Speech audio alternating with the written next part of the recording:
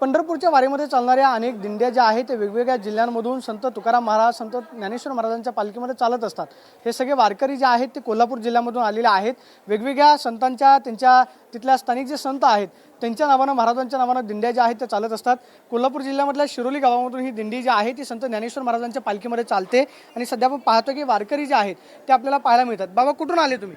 कोल्हापूर जिल्हा, माळ्याजी, शिरोली। बर, किती वर्षांपासून चालतात? जवळजवळ ही परंपरा वारीची 70 वर्षे चालू आहे। 70 वर्षे झाली चालू आहे। आता मला सांगा, वारकऱ्यांची गर्दी जी आहे ती पादुकांच्या ठिकाणी मोठ्या प्रमाणात होत असते, त्या ठिकाणी वारकऱ्यांना सुद्धा धक्काबुक्की होते, काही ठिकाणी दर्शन सुद्धा नीट घेता येत नाही।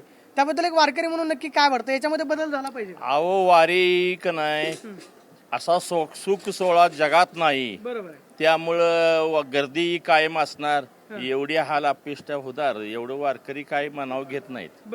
त्यामुळे वारकऱ्यांना धक्काबुक्की होते किंवा मग तिथं आलेल्यांना ढकललं जातं, ते मग योग्य आहे का? नाही, योग्य नाही। अगदी व्यवस्थित सगळं चाललं असते, म्हणजे कुणावर अन्याय होत नाही, सगळी व्यवस्थित वारी सोहळा चांगला पार पडतोय। तुम्ही कुठून आले? मी अंबेजोगाई तालुका, बीड जिल्हा, इथून संत मोतीराम महाराज संस्थान दरडवाडीतून आलो। एक 5 वर्षापासून येतो मी। तर 5 वर्षापासून हा सोहळा अतिशय चांगला आहे।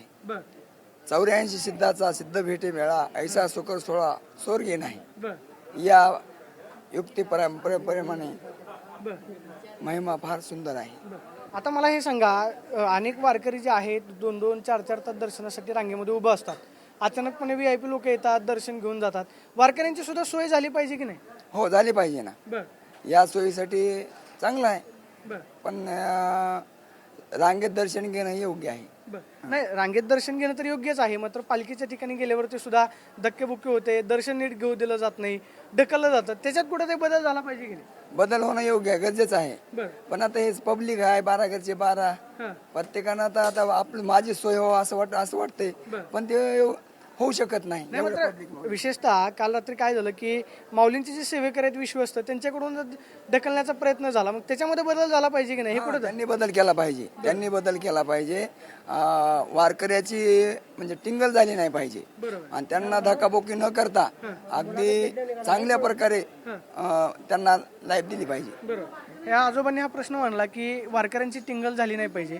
अनेक काही जण असतात की सेवेकरी जे आहे ते मालक असल्यासारखे वागतात, वारकऱ्या ते योग्य नाही आहे। बरोबर, काय असेल ते वारकरी ह्या आपल्या ह्यानं परंपरेनं हे करत असतोय, त्याच्यामुळं त्यांना म्हणजे काय असेल त्यांची सेवा करणं भाग आहे। त्यांना सेवा केली पाहिजे, मात्र पण वारकऱ्यांना किंवा मग आम्ही काल रात्री माध्यमांना सुद्धा धक्काबुक्की झाली, आम्ही सुद्धा बैल काल पालखीला, पण ते हात सुद्धा लावायला देत नाही तिथे, म्हणजे ह्याला एवढे म्हणजे स्पीड नाही असते, तरी त्याच्यातनं पण वारकरी काय करतोय, आपलं जेवढं हे होईल तेवढं म्हणजे त्यांना हे करायला, पादुकाला निदान हात तरी लावता आला पाहिजे। हाताला लावता यायला सगळ्यांनी, वारकऱ्यांनी पण शिस्तबद्ध पाहिजे जरा। आपली माणसं जास्त गडबड करतात, म्हणजे मी घेऊ पाळीप्रमाणे गेलं तरी काय प्रश्न नाही। मात्र तिथल्या सेवेकरांकडून सुद्धा विशेषतः रांगेमध्ये गेलेला असताना सुद्धा ढकलण्याचा प्रयत्न होतो, काय म्हणजे ते जवळ येऊच नका म्हणतात, त्याचा काय प्रश्न नाही। म्हणजे काय मी ते एकट्याने दिलं की नाही सगळेच येतात म्हणतात, त्याने सगळ्यांना कडेने ढकलतात। मात्र त्याच्यामध्ये बदल झाला पाहिजे, मोठ्या आस्थेनं वारकरी येतात, येतोय आम्ही, अगदी त्यांनी जे पहिला गडबड करतात त्यांनी सुद्धा शिस्तबद्ध पाहिजे, घ्या दर्शन म्हणून करत असं होत पादुकाला सुद्धा हात लावू दिला पाहिजे, पादुकाला दिला पाहिजे। जिथं माऊली स्थान होते तिथं जाऊन सगळ्यांनी समाधानाने दर्शन घेतलं पाहिजे। हे आमचेच लोक, आम्हीच वारकरी गडबड करतोय। विशेषतः देवस्थानचे काही सुद्धा लोक जे आहेत ते ढकलण्याचा प्रयत्न करतात किंवा मग धक्काबुक्की होते, आरेरावीची भाषा वापरली जाते, ते योग्य आहे का? आरेरावीची भाषा त्यांनी वापरायची नाही, ती सगळी जगाची माऊली आहे। त्या माऊलीला का प्रत्येकाचा अधिकार आहे, फक्त हे कसं आहे आमच्याकडे पण थोडं वारकरी म्हणजे त्यांनी सुद्धा आरेरावीची भाषा वापरू नये? नाही वापरू नये। त्यांची माणसं मध्ये जे सेवेकरी असतात त्यांच्या ओळखीनं हात घालतात आणि माग उभा राहतात। सर्वसामान्य वारकऱ्याची सन्मान वर्गाची लय म्हणजे छेळाछेळ होते, आणि मध्यंतरीच घुसायची आणि मध्यंतरीत जायची अशी. त्यांच्या ओळखीनं सेवेकरी असते त्यांच्या ओळखीनं आत घुसायचे आणि आम्ही इकडे मागं हो बाबा सोडलं नसलं पाहिजे. बरोबर हा. वारकऱ्याला आधीमध्ये सोडलेल्या रांगेनं सोडलं पाहिजे. नाही मात्र ते वशीला लावला जातो, मग ओळखीचा माणूस घातला जातो. वशिला म्हणजे पैसे घेऊन सोडतात, पैसे घेऊन सोडलं नसलं पाहिजे. ते चुकीचं आहे. चुकीचं आहे, वशिला लावणं चुकीचं आहे. हा देवाला लावू नये कधी कोणीच वशिला लावू नये. मोठा असो किंवा बारका असो सगळ्यांसंगत लाईनीनं झालं पाहिजे दर्शन, लाईनीनं दर्शन झालं पाहिजे. आता हे सगळ्यात महत्वाचं, बाबांनी हा मुद्दा मांडला की सेवेकरांची ओळख दाखवली जाते, आतमध्ये घातलं जातं, ते कुठं थांबलं पाहिजे का? थांबलंच पाहिजे ते पूर्ण थांबलं पाहिजे. आम्ही तिथं कंप्लेंट केली आता मग अशी हे तुमचं काय चाललंय मग तू सेवेकरी मी सेवेला आहे सोडले सेवा असली सेवा करतो काय म्हणून आम्ही विचारलं त्याला ही सेवा करायला थांबा. असं की दरडावून विचारणं, आरेरावीची भाषा वापरणं हे काही योग्य नाही. योग्य नाही मी स्वतः आम्ही त्याला म्हटलं ही सेवा करायला थांबलाय का तुम्ही लाईनच सोडायला थांबलाय म्हटल्यानंतर मग आम्हाला तेवढं कळतंय म्हणतो. रात्री विश्वस्तांकडून सुद्धा असंच झालं, जे आता आम्ही तुमचं सोहळा दाखवण्यासाठी काम करतो, माध्यमांना सुद्धा विचारलं गेले तुम्ही इथं काय करता, ही आरेरावीची भाषा विश्वस्तांकडून योग्य आहे की नाही? अजिबातच नाही. त्यांनी सगळ्यांनी समाजासपणे दाखवून आणि जे त्यांच्या कोण ओळखीचे असेल ते तिकडनं या म्हणून चुकीचं आहे सगळं. चुकीचंच आहे, पूर्ण चुकीचं आहे. देवाच्या ह्याच्यात कोणी बारीक मोठा कोणी करू नये. बरं, धक्काबुक्की झाली नाही पाहिजे. धक्काबुक्की नको आहे. आमच्या शिरोलीमधून आम्ही आलेलो आहे. या दिंडीचे मालक बाबासाहेब जाधव पाटील व आत्माराम तुकाराम पाटील हे मूळ मालक आहेत. माझं नाव संभाजी रामा शेंडोरे आहे. मी यंदा आलेला आहे. म्हणजे पण ते आता हे मला सांगा, 40 वर्षे चालू आहे. बरोबर. नाही वारीचा तर महिमा आगाध आहे, मात्र जे काही सेवेकरी आहे ते मालक असल्यासारखं वागतात. म्हणजे ढकलाढकलीचा प्रयत्न ते कुठेतरी थांबलं पाहिजे की नाही? थांबा. काल रात्री जे झालं धक्काबुक्की आत मंदिरमध्ये ते पूर्णपणे चुकीचं आहे आणि ते कुठेतरी थांबायला पाहिजे. एवढं याच्याबद्दल सेवेकऱ्यांनी मालक असल्यासारखं वागू नये. माऊली ही सगळ्या जगाची माऊली आहे. ते माझी एकट्याची नाही की तुमची एकट्याची नाही आहे. सर्वांनी तिथं व्यवस्थितच केलंय. पालखी येताना जी धक्काबुक्की झाली त्याची पाठीमागून ते चेहरा काय दिसला नाही, पण ते धक्काबुक्की सगळ्यांना करतो ते फार मोठं चुकीचं आहे. ते म्हणजे आम्हाला असं वाटलं की आम्ही कशाला आलो इथे. आम्ही 1 महिना सुट्टी काढून आम्ही आलो इथं देवाला आणि कसं असं कसं काय हे म्हणजे फारच वेगळं होतं ते. त्यामुळे ते थांबलं पाहिजे, कुठं ते थांबायला पाहिजे. नाही आता मला सांगा, जे आळंदी देवस्थानचे सेवेकरी किंवा विश्वस्त आहेत ते सेवेकरी आहेत बरोबर, त्यांना माऊलींची सेवा करायला तिथं नेमलेलं आहे. ते मालक असल्यासारखं वागतात, ढकलाढकली करतात, आरेरावीची भाषा वापरतात. त्यांनी त्यांच्या वागण्यात बदल केला पाहिजे. 100% बदल केला पाहिजे त्यांनी. कसं आहे, तुम्ही कुठे तर गावी त्यांना कुठे गावी लावून द्या यात्रेला, तिथं जर त्यांच्यावर तसं झालं तर त्यांना कसं वाटेल. मग आम्ही इथं पूर्ण महाराष्ट्र कर्नाटकातून लोक आलेले आहेत, त्यांना कसं वाटेल सांगा. याच्यात बदल झाला पाहिजे की नाही? बदल झाला त्यांच्या पाहिजे. वागण्यात. बदल झाला पाहिजे. आता ते विश्वस्त आहेत, त्याची तुम्ही एक वारकरी म्हणून तक्रार कोणाकडे करणार? मुख्यमंत्र्यांना काय सांगणार की बाबा त्यांच्या वागण्यात बदल झाला पाहिजे की नाही, दर्शन घेता आलं पाहिजे? होय, बदल झाला पाहिजे. बरं बाकी काय नाही, पंढरपुरात बी असंच चालू आहे. बरं मागं वारकरी ताटत बसल्याने ही बाकीचे पैसे घेऊन आत वशिल्यावरती सोडतात. वशिला पैसे घेतात, 1 सीटला 1000 रुपये घेतात आणि सोडतात.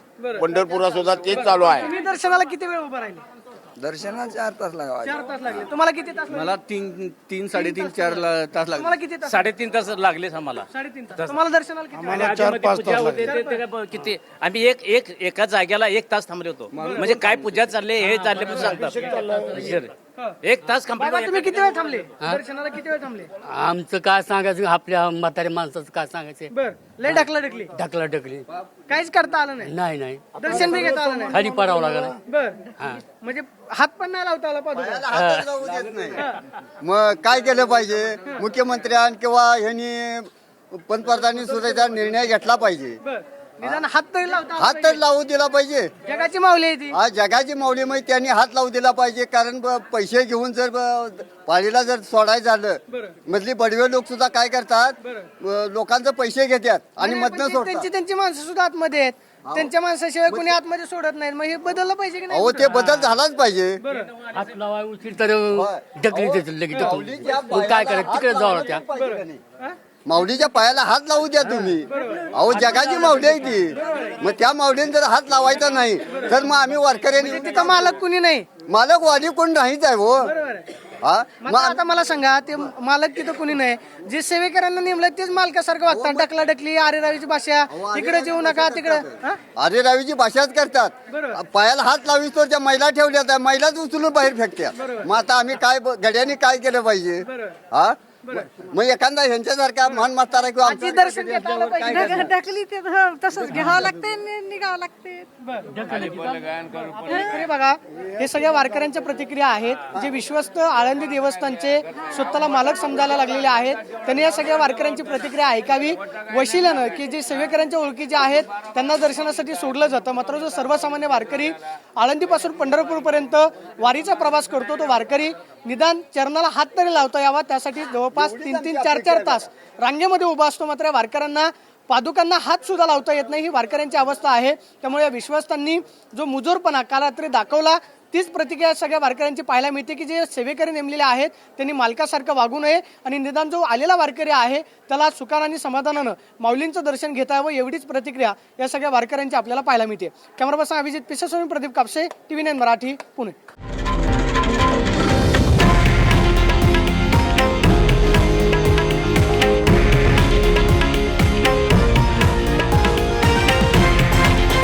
हे आहे देशातील नंबर 1 न्यूज नेटवर्क आणि आपण पाहत आहात TV9 मराठी, एकमेव.